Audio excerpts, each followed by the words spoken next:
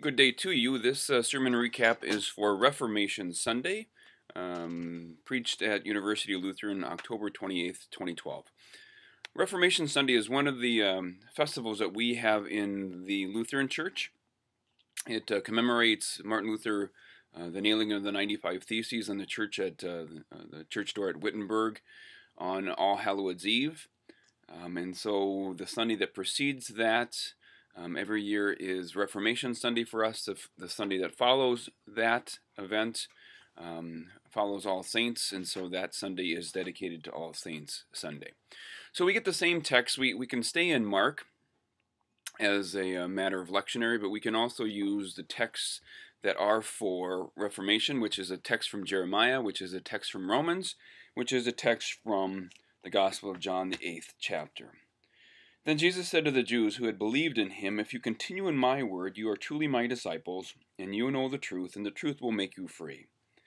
They answered him, "We are descendants of Abraham and have never been slaves to anyone. What do you mean by saying you will be made free?" Jesus answered them, "Very truly I tell you, everyone who commits sin is a slave to sin. The slave does not have a permanent place in the household. The son has a place there forever. So if the son makes you free, you will be free indeed." A really good friend of mine, a little while back, asked me what my plans were, what was my vision, what were my, how did I see the next 20 years of my life? What would I be doing in 20 years? And 20 years seems like a long time when you're 49. So after the visit, I began thinking about that and thinking big rock stuff.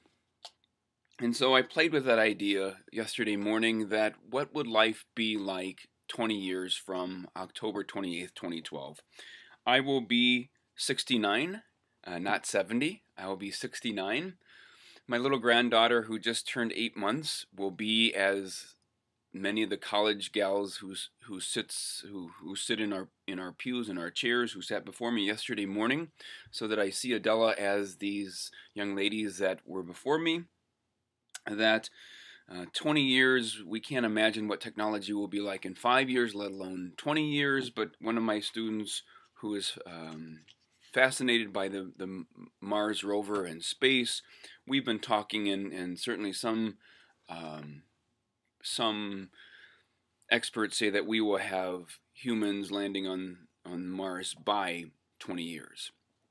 So we played with that idea and had the people call out how old they'll be in 20 years and what life will be like in 20 years. And then we paused and stopped and then prayed, and then we began again. I keep a sermon folder for all of my sermons, and because it's a 3-year lectionary, every sermon folder has about 5, 6, or 7 sermons in it now. So Series A is on Matthew, Series B is on Mark's, Series C is on Luke. John gets kind of sprinkled throughout. But obviously for Reformation, since it's the same text every year, I consolidated long ago my sermon file for Reformation. And so in this sermon file are 20-some years worth of sermons. Things that look like this. This is what I preached with sometimes when I had better eyes. I don't preach with things like this much anymore. But in that sermon file was the oldest Reformation sermon for me. You can see there at the top, October 1989, preached at Lear Lutheran Church in Posen, Michigan on my internship year. And so then I began with this sermon in front of me, saying, since when that sermon was written, I had 2 daughters. Alila, almost 4, Amanda, just having turned 2. 3 of my daughters were yet to be. When I wrote this sermon, my father was alive. When I wrote this sermon, there was no September 11th as we know it now, in the world, the way that changed at least our world.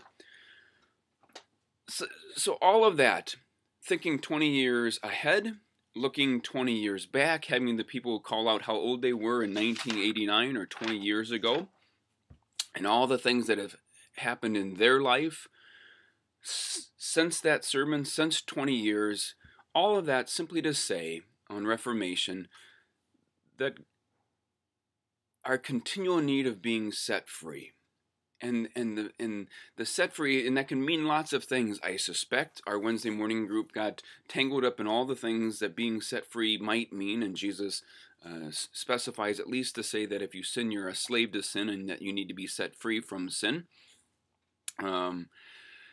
But at least in the context of where we've been the last couple weeks of preaching, that we need to be set free from this obsession with ourselves, and that we need to be set free from all the things that we place between us and our God, between us and our Christ. And even sometimes we think about grace as Lutherans, but then we always throw something alongside of it: grace and how I understand grace, or grace and how I think about grace, and grace and how I've discovered grace, and grace and how I've experienced grace, and grace and the things that grace makes in me, as if the grace isn't enough. That all the things that we place between ourselves and God, and the things that the world places between us and God, suffering and despair and hopelessness and illness and death, all those things on Reformation, we are set free. And we are set free by this grace that is unimaginable, unquenchable, insatiable, immutable, that this grace of God that simply consumes us and sets us free in love. My sermon 20-some years ago, 23 years ago, Reformation, freed to. We are freed to an identity as being children of God, living in the kingdom, a future, and yet now. Freed from, we are freed from sin. Right out of the Catechism, from sin, death, and the devil. We are freed by the holy precious blood and the innocent suffering and death, right out of Luther's small catechism, not with silver or gold. So a good Lutheran Reformation sermon, how can you argue with that? Ending with the conclusion of a Bonhoeffer poem. So again, not much to argue with that. And so I thought the same was appropriate yesterday, ending with a quote from Dietrich Bonhoeffer, a good Lutheran, martyred in the Second World War. Quote, "We will not be saved by experience, but by grace. Not even through an experience of grace, but by grace alone." That is the scandal of Jesus in John. It is the scandal of Jesus in Matthew, Mark, and Luke. It is the scandal of a Jesus who comes and says, this is what God is like.